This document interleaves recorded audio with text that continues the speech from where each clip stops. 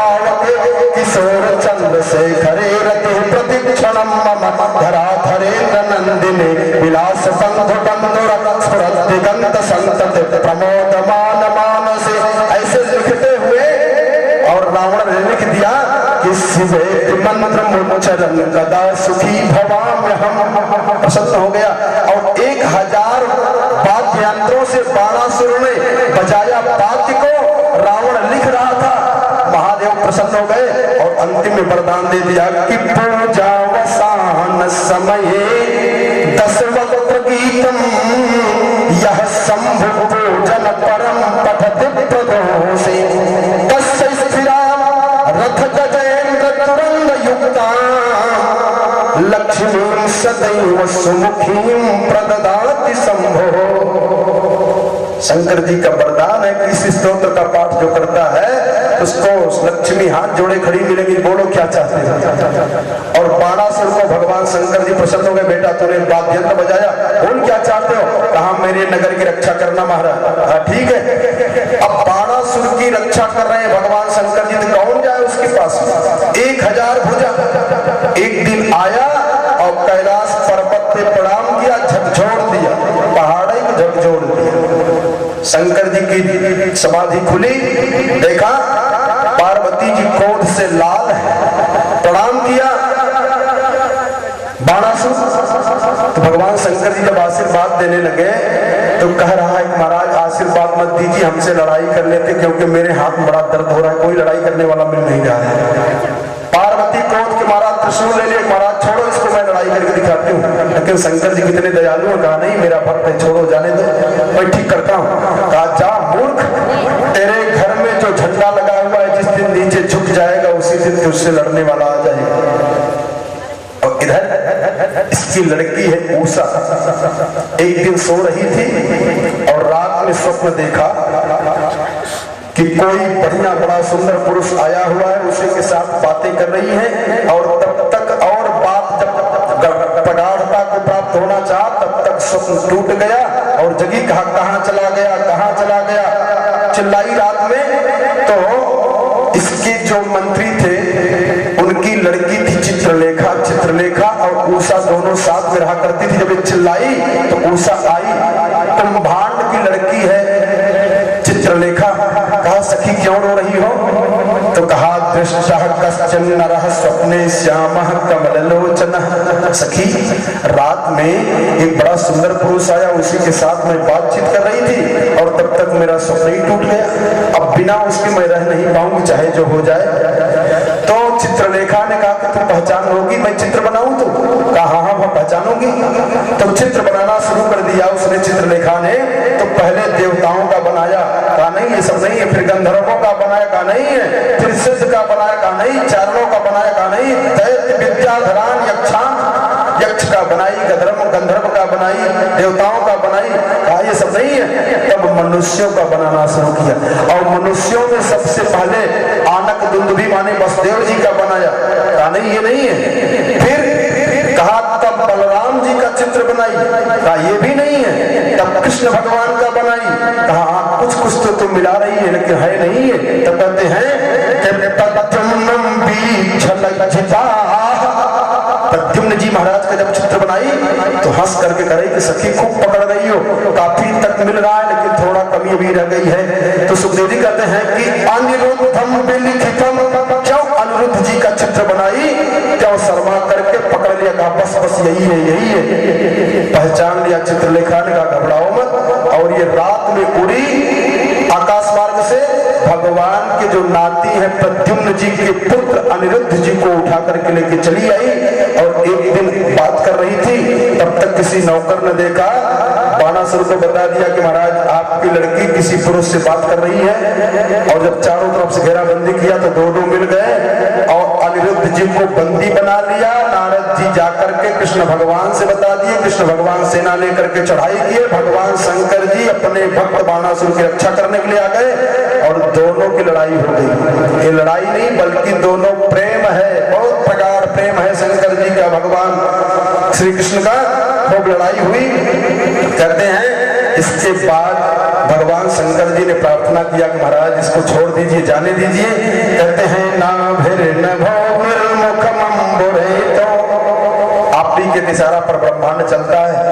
भाग्नि बड़ा विस्तार से प्रार्थना किया।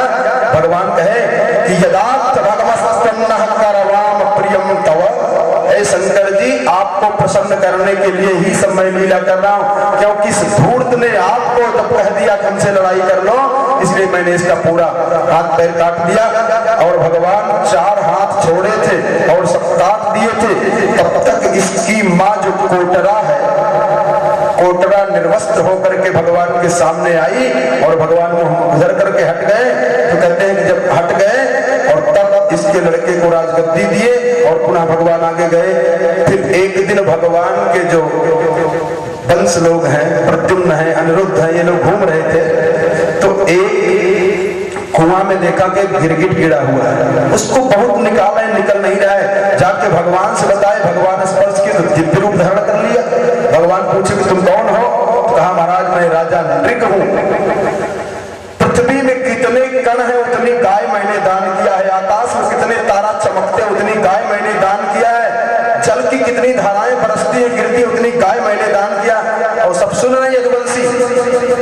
भगवान ने कहा तब तुम गिरगिट कैसे बन गए? कहा महाराज एक बार मैंने एक गाय ब्राह्मण को दिया, वो बेचारा लेकर के जा रहा था, गाय वहां से छूट के भागी और आकर के मेरे गौशाला में चली आई। दूसरे दिन मैंने उसी गाय को दूसरे ब्राह्मण को दे दिया। मैं तो जानता नहीं था, करोड़ों में गाय का दान करता था, लेकिन दोनों ब्राह्मण बड़े जिद्दी, कहा मैं जीवन में एक बार दान देता हूँ। राजा आपने लिया, आपने दिया, आपने ले लिया। उसका परिणाम महाराज ये हुआ, हमको कुछ दिन के लिए गिरगिट की योनि को दुख भोगना पड़ा। भगवान उसका उद्धार कराए। पौंड्रक जो नकली कृष्ण बना काशीराज के कहने पर, उसको भगवान ठिकाने लगाए। द्विविध नाम का बंदर रहा, तो पता चला कि दंडोक्त का वध कर दिए हैं, तो भगवान उस द्विविध नाम के बंदर को भी मारे और सांब का विवाह कराए। कहते हैं कि इसके बाद भगवान की लीला बताते हुए श्री सुखदेव जी महाराज कह रहे हैं कि एक दिन भगवान सुधर्मा सभा में बैठे रहे। देखिए धर्म और अधर्म का क्या लक्षण है, कैसे करना चाहिए, इस कथा के माध्यम से देखिए कि भगवान बैठे थे, एक नौकर आया और वो नौकर आकर के भगवान से प्रणाम किया। प्रणाम करके एक पत्र निकाल करके दिया। उस पत्र में लिखा है कि मैं जरासंध के कैद खाने में 20,800 राजा बंद हूँ, कृपा करके महाराज हम लोगों को मुक्त करा दीजिए। और थोड़ी देर के बाद नारद जी आ गए। नारद जी से पूछा क्या समाचार है? कहा महाराज आपके फुफेरे भाई पांडव लोग यज्ञ कर रहे हैं। देखिए दोनों बातें आपके सामने आ रही हैं। उधर कैदियों को मुक्त कराना है, ये भी धर्म है कि यज्ञ में जाएं, दोनों एक साथ बातें हो रही हैं। इस कथा से शिक्षा लेनी है कि हमको कैसे चलना है। कभी कभी ऐसे मामला फंस जाते हैं कि क्या करें, इसको करें किसको करें। कथा में जाएं कि जरूरी काम आ गया उसको देखें। ऐसी बात आई तो भगवान ने उद्धव की परीक्षा लेने के लिए उद्धव जी से पूछा, उद्धव इधर नौकर आकर के पत्र दिया है कि महाराज हम लोग कैद खाने में बंद हो गए हैं, हमको छुड़वाइए। ये भी बहुत बड़ा धर्म का काम है, क्योंकि भगवान की शरणागति ले लिया है वो दूध। और इधर ये करें कि यज्ञ में चलना है, यज्ञ कराइए, तो क्या करें? उद्धव जी ने कहा महाराज यह तो धर्मो रक्षत से रक्षिता, धर्म की रक्षा करने से सब काम अपने आप ठीक हो जाता है, इसलिए आप यज्ञ कराइए। यज्ञ कराने से वो जितने कैदी हैं वो भी छूट जाएंगे, यज्ञ भी सफल हो जाएगी। तो भगवान प्रसन्न हो गए कि इनको ज्ञान प्राप्त है। और तब भगवान जब आए धर्मराज युधिष्ठिर के पास, तो यज्ञ का परिणाम क्या होता है, यज्ञ कैसे किया जाता है, उस बात पर जरा ध्यान दीजिए कि यज्ञ का संकल्प क्या करना चाहिए, यज्ञ का फल क्या होना चाहिए, इस पे जरा देखिए। भगवान जब पहुंचे तो धर्मराज युधिष्ठिर कह रहे हैं कि महाराज हम चाहते हैं कि यज्ञ हो, लेकिन यज्ञ के माध्यम से आपका प्रभाव चारों तरफ फैल जाए, उसका फल मैं ये चाहता हूँ कि लोग जान जाए कृतराजेन गोविंद राजसूयेन पावनी ही यक्षेर विभूतिर भवतः सतत संपादय ना प्रभो। क्या करें धर्मराज? मैं यज्ञ कराऊंगा और उस यज्ञ का फल ये हो कि आपका प्रभाव संसार में फैल जाए। कितना बढ़िया करें। और हम लोग जब यज्ञ करते हैं तो सोचते हैं कि हमारा ही नाम हो जाए। महाराज कथा में भीड़ कैसे होगा? संगीत आए तब मजा आएगा। क्यों? हमारा नाम हो जाए, कथा बढ़िया हो, पूजा पाठ हो, कोई बात नहीं है, भगवान का प्रकाश हो, सनातन धर्म का शास्त्रीय विधि का प्रचार प्रसार हो, और चाहे खड्डे में जाए हमसे मतलब नहीं, हमारा नाम हो जाए। लेकिन धर्मराज ने क्या किया?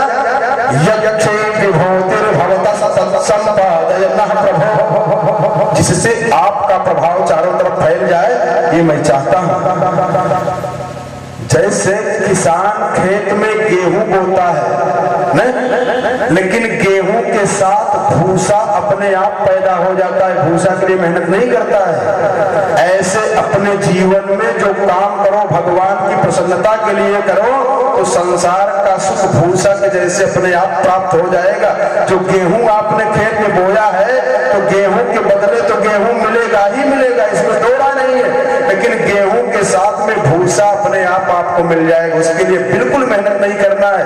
ये बड़ी ऊंची बात है, कहने सुनने में सरल लगता है, लेकिन अगर हृदय में उतार लो तो बस संसार सागर को पार होने की विधि जान गए, प्रसन्न हो गए।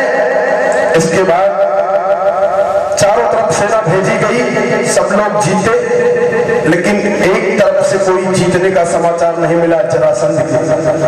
जब पता पाए तो धर्मराज ने भगवान से पूछा कि महाराज अब क्या करें? तो कहा कि हम 3 लोग जा रहे हैं। तो भीम, अर्जुन और भगवान गए जरासंध के पास। जरासंध बहुत बड़ा वीर है। जरासंध का अर्थ हमने कल बताया, वृद्धावस्था से जब संपर्क हो जाए तो वही जरासंध है। शरीर वृद्धावस्था को जब प्राप्त हो, डॉक्टर साहब पीछे बैठवाइए, लोग हटवा पीछे कराइए, चलिए पीछे चलिए, उठ। तो कहा कि जो बुढ़ापा में शरीर का संयोग होता है यही जरासंध है। अब ये मरेगा कैसे? बुढ़ापा तो सबको आता है, चाहे जो भी हो जाए, लेकिन देखो बुढ़ापा पे कैसे रहना, कैसे सुख मिलता है, इस कथा के माध्यम से देखिए। भगवान गए लाइन लगा करके जरासंध के पास, तो जरासंध पहचान गया कि भगोड़ा है, यही हमको देख करके भाग गया था। भगवान सामने पहुंचे तो ब्राह्मणों को बड़ा दान करता था। भगवान पहुंचे, आप बोलो क्या चाहते हो? सर नीचे करके जरासंध का, क्योंकि इसने हमको देख करके भाग गया था द्वारिका में। तो कहा, भगवान कहे कि युद्धम नो होते ही राजेंद्र द्वंद्व सो यदि मन्यसे। भगवान श्री कृष्ण कहा, लाइन लगा के गए, जैसे सब ब्राह्मणों को दान करता था जरासंध, उसी लाइन में भगवान भी लग करके गए। और जब भगवान का नंबर लगा तो जरासंध सोचा कि अगर मेरी आंख में मिले कहीं डर न जाएंगे, इसलिए सर नीचे कर कहा, बताओ क्या चाहते हो? तो भगवान कहे कि मैं भीख मांगने नहीं आया हूँ, अगर राजा हो तो द्वंद्व युद्ध देने का आप वादा करो, मैं लड़ाई की भीख मांग रहा हूँ, हम द्वंद्व युद्ध करेंगे। तब हंसा बड़ी जोर से जरासंध, देखा, कहा अच्छा अपना परिचय तो बताओ, तुम लोग कौन कौन हो? तो भगवान कह रहे हैं कि असौभृगोदरः पार्थस्तस्य भारतार्जुनो ह्ययम्। ये भीमसेन है, इनके भाई ये अर्जुन है, और अनयोर मातुलेयम् माम, इनके मामा का लड़का मैं हूँ। कृष्णम जानी हिते रिपुम, आपका पुराना दुश्मन कृष्ण, हमको तो पहचान रहे होगे तुम। हंसा बड़े जोर से, खूब जान गया तुमको। अरे न त्वया भीरुणा योद्ध से, तू वीर है क्या? स्त्रियों के बीच में नाचने वाला कहीं पुरुषार्थी हो सकता है? तुम हमारे डर से अपना मथुरापुरी छोड़ के द्वारिका में भाग गए और लड़ाई करने आए, द्वंद्व युद्ध। तुम वीर तो हो ही नहीं, और अर्जुन को व्यर्थ में क्यों इनको मरवाने के लिए पकड़ के ला रहे हो? अर्जुनम ना भवेत् था, अर्जुन कोई वीर है क्या? अर्जुन सन्न हो गए कि भगवान पूरा महाभारत का युद्ध मैंने जीता है, कह रहा कि अर्जुन कोई वीर है क्या? अगर भीम से कह दो कि मरने की इच्छा बनाए हो, तो कहा हमसे गदा युद्ध भीम कर ले, एक आध बात हमारा थाम सकते हैं। भीम का भी अहंकार सन्न हो गया कि भगवान में गदा घुमाता था तो वीर मर जाते थे, ये कह रहा है कि एक आध चोट मेरा भीम थाम सकते। चलो, और भगवान सबके मान मर्दन करने के लिए वहां लिवा के गए। तो देखो जरासंध की क्या है, बुढ़ापा में कैसे रहोगे? हमने कई बार आपसे बताया कि जब बालक कथा सुनता है तो प्रबुद्ध हो जाता है, जवान कथा सुनता है तो विशुद्ध हो जाता है, और बुढ़ापा में अगर कथा कथा सुन लेता है तो सिद्ध हो जाता है, तब बहू बेटा अपमान नहीं कर पाएंगे, करने का प्रयास करेंगे, वो समय वैसा है। लेकिन अगर कथा सुने रहोगे तो इतनी विधि जान जाओगे कि वो अपमान करेंगे नहीं, आप बचते हुए निकल जाओगे और जीवन सुखमय हो जाएगा। और यदि कथा आपने नहीं सुना है तो निश्चित है कि चरण